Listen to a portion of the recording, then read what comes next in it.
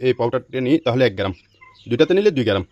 বড় টেনশন তো নিতে হবে কষ্ট। আমার এই পাখিটার চোখ হঠাৎ করে কি হয়ে গেছে জানি না, টুকরা টুকরায় এখানে ইনজুট করে ফেলছে, এই পাখিটাও ইনজুট হয়ে গেছে। তো আমি আমার যে কোয়েল পাখিগুলো আছে আজকে কৃমি ডোজ করব, এতদিন আমি করিনি। তো আমি 1 লিটার পানি নিয়ে নিয়েছি। এই যে দেখতেছেন প্যারাসিটামল বা নাপার একটা কোষা। এতদিন আমি ঠান্ডার জন্য ওষুধ দিয়েছি, ভিটামিন দিয়েছি, কোনো একটা আইডিয়ার মধ্যে আমি বোতলের মধ্যে ঢেলে দিতাম, কিন্তু এটা সেন্সিটিভ জিনিস, তাই একটা নতুন পদ্ধতি ইউজ করতেছি। এই কোষার ভিতরে যদি আমি এই পাউডারটা নিই তাহলে 1 গ্রাম, দুইটাতে নিলে 2 গ্রাম। তো আমি 1 লিটার পানি যেহেতু নিব, আমি এক কোষা নিব। এক কোষা যদি আমি এই পাউডারটা নিই তাহলে আমার 1 গ্রাম হয়ে যাবে, নিশ্চিন্তে, আমার টেনশন নাই। তারপর আমি পাশাপাশি ঠান্ডা একটু মারতেছে, সেজন্য আমি একটু গরম পানি করে নিয়েছি, হালকা হালকা আমি এটা কুসুম কুসুম গরম পানি করে রাখবো, রেখে আমি ওষুধটা মিক্স করে পাখিকে খেতে দেবো ইনশাল্লাহ। আসসালামু আলাইকুম। স্বপ্ন যেহেতু বড়, টেনশন তো নিতে হবে, কষ্ট তো করতে হবে। দেখুন, আমার এই পাখিটার চোখ হঠাৎ করে কি হয়ে গেছে জানি না, বন্ধ হয়ে গেছে। তারপর সব পাখি ইনজুট, সব পাখি ইনজুট। এখানে 5টা ফিমেল আছে, 6টা পুরুষ পাখি আছে, মেল আছে। এরা এমন টুকরা টুকরি করতেছে, মিট করার জন্য চেষ্টা করতেছে, পারতেছে না। সব পাখি ইনজুট হয়ে গেছে, রক্তাক্ত হয়ে গেছে। আমি এই পাখিগুলোকে 3টা ইমেল এখানে রেখে 3টা ইমেল আমি নিচে করে ফেলবো, আলেক করে ফেলবো। তারপর এটার জন্য আমি টেনশনে তো পড়ে গেছি। তারপরে গিয়ে আমি সিবক এই ওষুধটা আমি বাজার থেকে নিয়ে আসলাম, দোকান থেকে, এটা চোখে দিতে।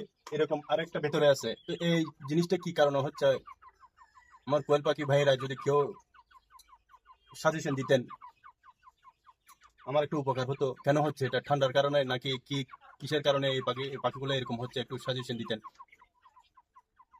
আমি এদের চোখে 1 ফোঁটা ডেলি 2 ফোঁটা করে আমি ব্যবহার করব। দেখতে থাকুন। একটু নড়লে চললে এরা খুলে, চোখ খুলে, নড়লে চললে চোখ খুলে। আর হলে এটা ফিমেল পাখি, আমার আরো টেনশন বেশি।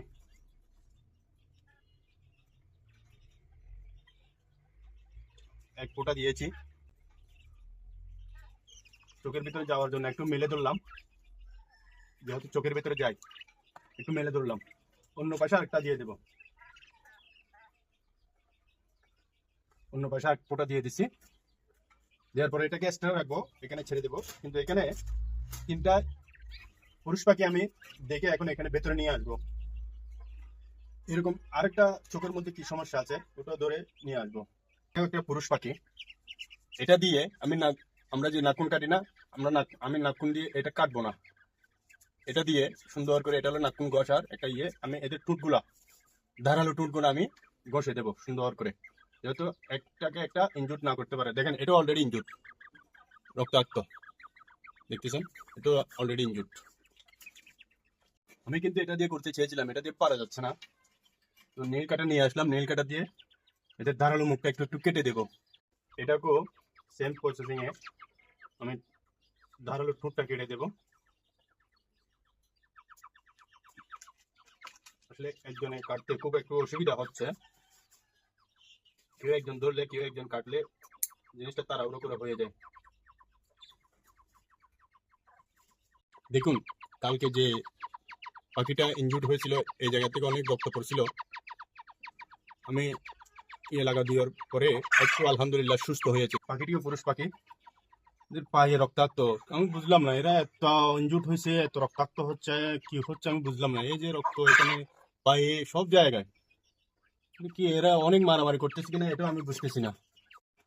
খুব সতর্কতা অবলম্বন করে কাটতেছি, তারপরেও পাখিটা নড়ে গেছে। নড়ার পড়ার কারণে নিচে এই জিনিসটা বেশি কেটে গেছে, সেও রক্তাক্ত হয়ে গেছে। দেখুন, সব পাখি আমার ইনজুট। এটা একটা মেয়ে পাখি, মিট করতে চাই, সবাই একে টুকরা টুকরায় এখানে ইনজুট করে ফেলছে, পাখিটাও ইনজুট হয়ে গেছে। তো আমি এগুলোর সাথে 5টা ফিমেলের সাথে কয়টা পুরুষ পাখি রাখবো, আমাকে একটু আপনারা সাজেশন দিবেন, বলবেন আমি কিভাবে কি করতে পারি।